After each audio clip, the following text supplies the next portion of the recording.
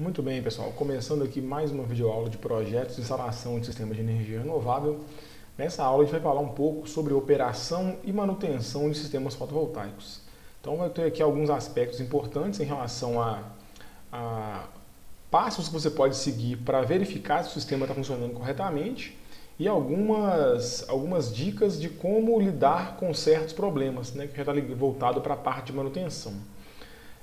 Os sistemas fotovoltaicos, geralmente, eles não é tão comum assim eles passarem por esse tipo de vistoria, porque eles foram feitos para operar muitas vezes, na maioria das vezes, na verdade, sem ação humana, sem nenhum tipo de intervenção, e não existe nenhum tipo de peça ou de parte que precise ser substituída de tempo em tempo, né? Geralmente a gente verifica ao longo do tempo que uma peça, ou um módulo ou um inversor, ele pode apresentar defeito, e aí sim, nesse caso, a gente vai agir. Mas a verificação é sempre importante porque você pode detectar que algum problema está prestes a acontecer, principalmente no caso do painel fotovoltaico, porque alguns defeitos eles não acontecem de uma hora para outra, então eles têm um processo ali que esse defeito vai acontecer. E no caso do inversor, tem que verificar ele de tempo em tempo, porque ele pode parar de funcionar de uma hora para outra.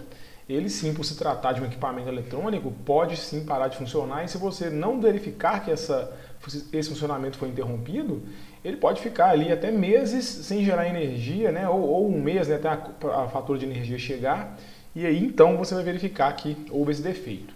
Então, algumas das verificações podem ser feitas por qualquer pessoa, mas outros testes que a gente faz aqui de desempenho tem que ser feito por alguém, né? Um profissional capacitado, no caso nosso, né? Técnicos aqui em sistema de energia renovável.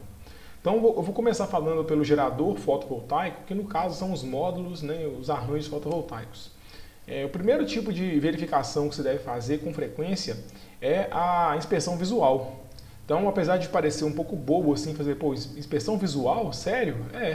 Você olha para o sistema e verifica se tem alguma anormalidade, principalmente em relação à sujeira, que ela pode se acumular com o tempo, e aí principalmente aqui no Brasil, né, na região sudeste, no período ali entre maio e setembro, que é uma época que chove muito pouco, pode acontecer de acumular uma quantidade grande de sujeira, principalmente se o sistema for instalado no chão, né, próximo aí a estradas, né, onde a poeira vai se acumular com mais facilidade. Outra possibilidade é o sombreamento. Então, o sombreamento pode acontecer, é claro que ele não acontece de uma hora para outra, mas nesse caso aqui é principalmente em relação ao crescimento de vegetação. Então, se tem alguma árvore ou alguma vegetação próxima ao seu arranjo fotovoltaico, é bom você fazer essa vistoria, né, essa inspeção visual, para ver se esse sombreamento não aconteceu. Você pode também procurar por pontos do vidro estar danificado, né, dependendo de onde o sistema foi instalado. Pode acertar ali alguma pedra, alguma coisa cair em cima dele e causar esse dano. Porque o vidro danificado é um problema que não tem solução, né? O módulo tem que ser substituído e com o tempo, primeiro que ele vai parar de gerar um pouco de energia devido ao vidro quebrado e vai sombrear a célula que está logo abaixo dele. E com o tempo pode entrar água ali dentro e aí o dano vai ser, né, significantemente maior. Se o módulo precisar de limpeza, tem que tomar cuidado para limpar o módulo, porque dependendo da quantidade de sujeira que tiver em cima dele, se você esfregar o módulo ou com uma flanela ou com uma bucha, alguma coisa do tipo, você pode causar arranhões na superfície, devido à própria terra ou areia que esteja em cima dele. Então é bom tomar sempre esse tipo de cuidado. A limpeza geralmente é feita só com água limpa e uma flanela, e aí dependendo do tamanho do sistema e de onde ele esteja instalado, pode ser necessário usar algum tipo de esfregão ou um rodo também. Então eu vou mostrar para vocês aí no Moodle uns vídeos mostrando esse tipo de limpeza, né? É sempre bom a gente pesquisar, porque hoje em dia, né, a internet, o YouTube está cheio de gente compartilhando esse tipo de coisa. Então é bom a gente sempre pesquisar antes de fazer, para fazer da melhor forma possível. A gente pode também sempre verificar a orientação e a inclinação do sistema. Isso pode ser feito, tem inclinômetros, hoje em dia até os smartphones vêm com aplicativos de inclinômetro, é algo bem fácil de fazer. A orientação, você precisa de uma bússola e calcular também a declinação solar por meio de algum software ou algum site para compensar ali a diferença entre o norte verdadeiro e o norte magnético. Então, geralmente, a orientação e a inclinação, eles não mudam, a não ser que você esteja usando um sistema que permita a variação da inclinação e da orientação. Aí algum parafuso pode ter se soltado ou ter afrouxado e aí, né, vai acontecer essa variação. Mas é sempre bom verificar se está tudo funcionando corretamente. Mudando agora para os aspectos elétricos do painel fotovoltaico, do gerador fotovoltaico, vamos começar falando aqui da medição da tensão de circuito aberto. Esse aspecto elétrico do painel fotovoltaico é um dos mais importantes e é um bom indicador de bom funcionamento. Então, basicamente, você precisa medir a tensão do módulo com o circuito aberto e verificar se ela está próxima do valor de que ela deveria estar. Alguma variação pode acontecer, mas ela tem que estar bem próximo do valor que o datasheet do módulo está informando. Então, dependendo do tipo de arranjo, se tiver, por exemplo, muitas strings no arranjo, você pode medir por string. Então, né, desliga a geração, né, nesse caso você tem que interromper o fluxo de corrente dos módulos para que a tensão de circuito aberto possa ser medida. E aí você pode medir por string. E aí, se por string, aí dependendo da quantidade de módulos que você encontrar, você divide ali, né, o valor que você encontrou de tensão pela quantidade de módulos e encontra uma tensão média por módulo. Se esse valor estiver, né, consideravelmente abaixo do que você espera, você precisa procurar qual que é o módulo ou os módulos que estão com defeito. E aí, para isso, você vai ter que procurar módulo por módulo e fazer a medição. Aqui está mostrando na imagem essa medição sendo feita. Só que está sendo feito em uma string apenas. Tem 3 pontinhos aqui que está interrompido, então tem que medir por string. E se alguma string tiver uma variação muito grande das outras, você precisa procurar ali qual que é o módulo defeituoso. É sempre levando em consideração a tensão que o módulo deveria apresentar. Outro aspecto importante nesse tipo de trabalho é que você precisa levar em consideração a temperatura da célula.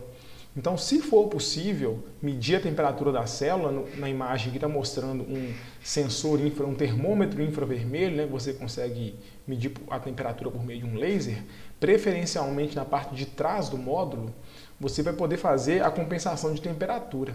No datasheet do módulo vem ali um coeficiente de temperatura indicando qual que é a porcentagem de tensão que você espera que caia do módulo para cada grau Celsius acima da temperatura de teste.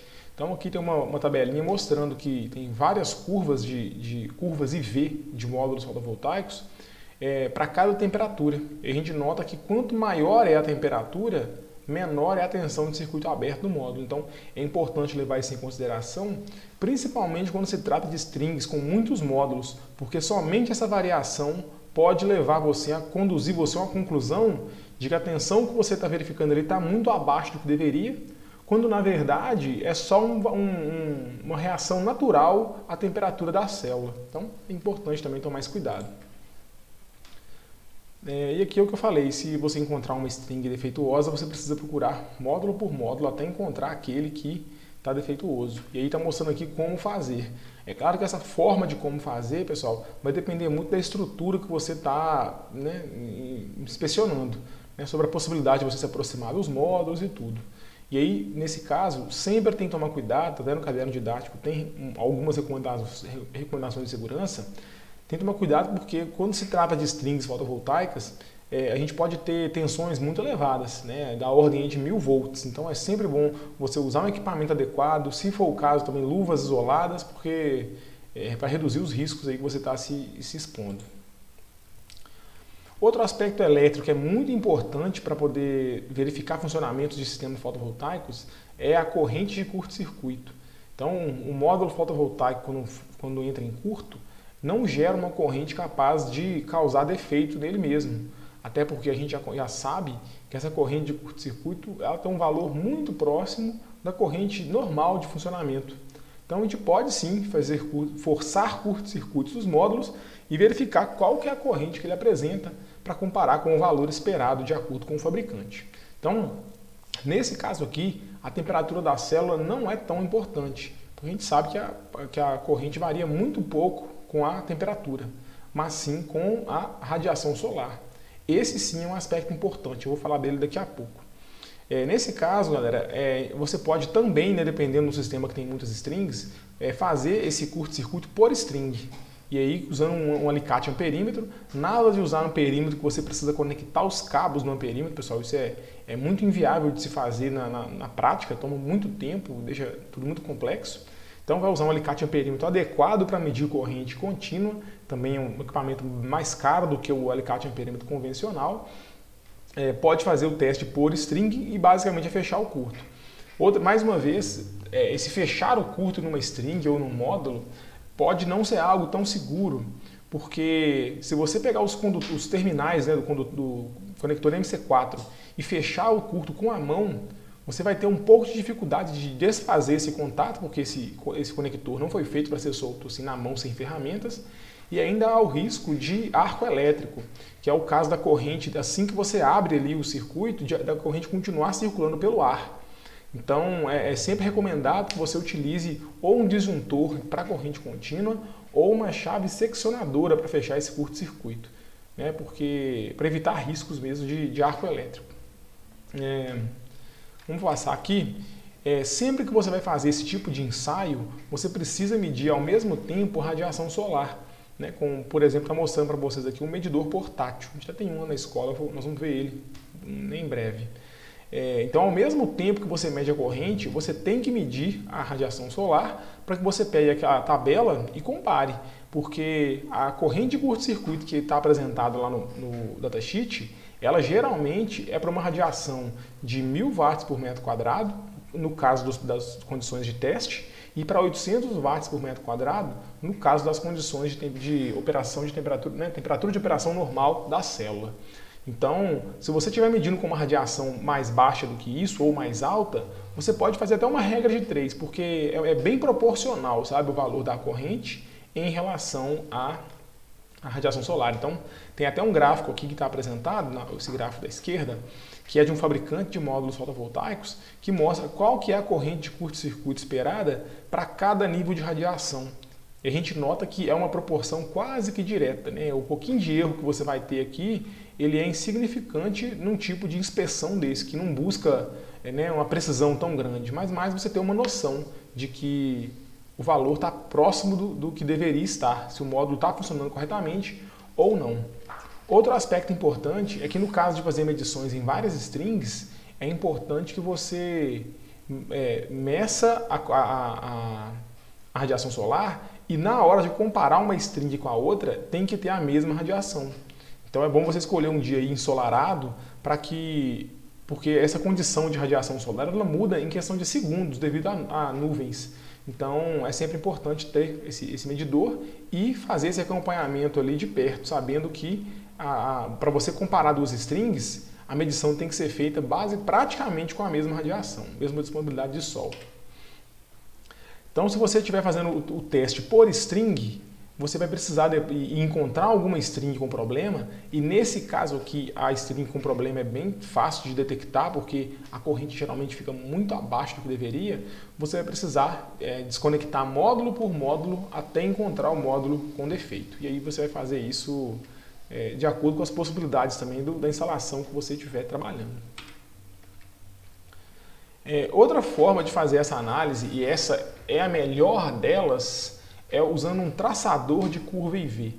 O traçador de curva IV é um equipamento tipo um multímetro, mas ele é um pouco maior, um pouco mais robusto, em que você conecta uma string, adiciona manualmente ali as características dos painéis. Muitos já têm os painéis cadastrados, os modelos, mas você pode colocar as informações principais, corrente de curto-circuito, tensão de circuito aberto, as dimensões do módulo, os fatores térmicos de queda de tensão por temperatura e assim por diante. E ele vai traçar essa curva IV do módulo. E aí, a partir de informações dessa curva, você pode verificar também que tem alguns problemas.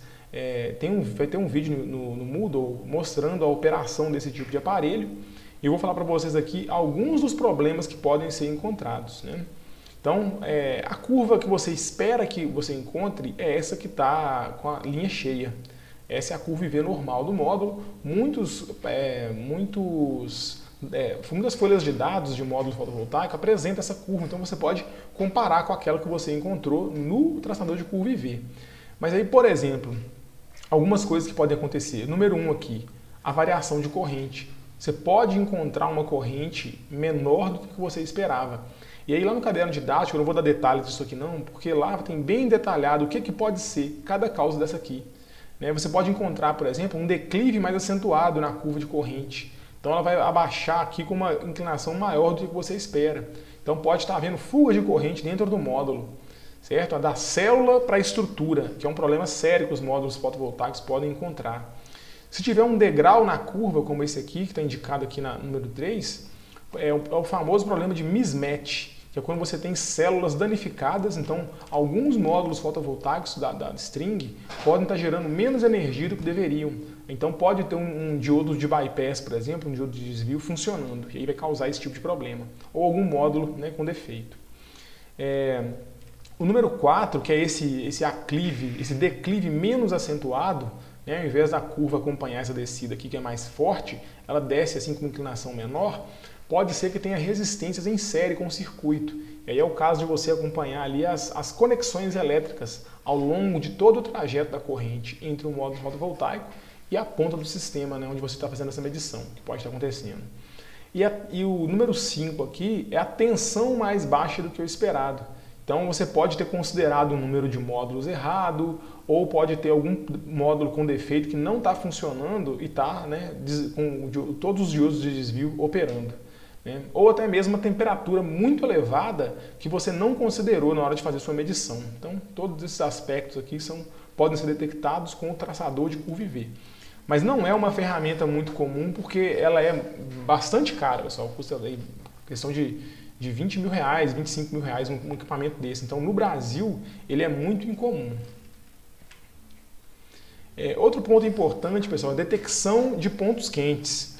Essa também é uma questão um pouco complexa, porque a ferramenta para se detectar isso, que é uma câmera termográfica, não é um equipamento barato. Passa aí de 3 mil reais, dependendo uma câmera desse tipo. Mas é muito importante, principalmente em usinas de grande porte, fazer esse tipo de inspeção. Você pode tirar tipo uma foto do módulo fotovoltaico e essa câmera mostra para você onde tem pontos que estão mais quentes do que a média do módulo. O módulo estar quente não é um problema. O problema é que pode ter células que estão mais quentes do que as outras. E aí essa câmera vai te mostrar aqui numa escala de cor pontos de atenção. Esses pontos quentes podem acontecer principalmente por serem por sujeira em cima ali do módulo. Pode fazer uma célula parar de funcionar ou funcionar parcialmente. Então essa célula ela vira uma espécie de resistência ali e a corrente passando por ela vai gerar um aquecimento. É importante que esse tipo de problema seja resolvido o quanto antes, porque com o tempo essa região do módulo vai se degradar a mais do que a média do módulo e aí esse módulo pode parar de funcionar em algum momento devido a isso. Tem alguns casos que a célula está com defeito e é por isso que ela esquenta dessa forma. Quando acontece isso, pessoal, ou célula com defeito, ou alguma falha na solda, já mostrei para vocês, tem uma gradezinha ali que solda as células em série. Se for um problema na célula ou na solda, infelizmente isso não pode ser resolvido. E aí tem que se acompanhar o funcionamento desse módulo, talvez não substituir ele imediatamente se ele estiver funcionando, mas existe uma forte tendência que com o tempo esse módulo, aquele ponto do módulo seja uma fonte de defeito para ele. Então tem coisas que pode resolver quando é no caso de sujeira, por exemplo, ou alguma questão no diodo de bypass que fica na caixa de junção atrás do módulo, isso pode ser contornado, mas se for algum defeito na célula, alguma fissura na célula, problemas com solda, algum problema no vidro, isso infelizmente não pode ser corrigido e com o tempo a tendência é que esse defeito vá só piorando e que no futuro o módulo tenha que ser substituído. Então é importante detectar para você acompanhar o defeito pelo menos, e substituir o módulo assim que for necessário. Vou parar essa videoaula por aqui, ela ficou bem maior do que eu gostaria, 19 minutos, e aí na próxima parte eu falo um pouco para você sobre baterias.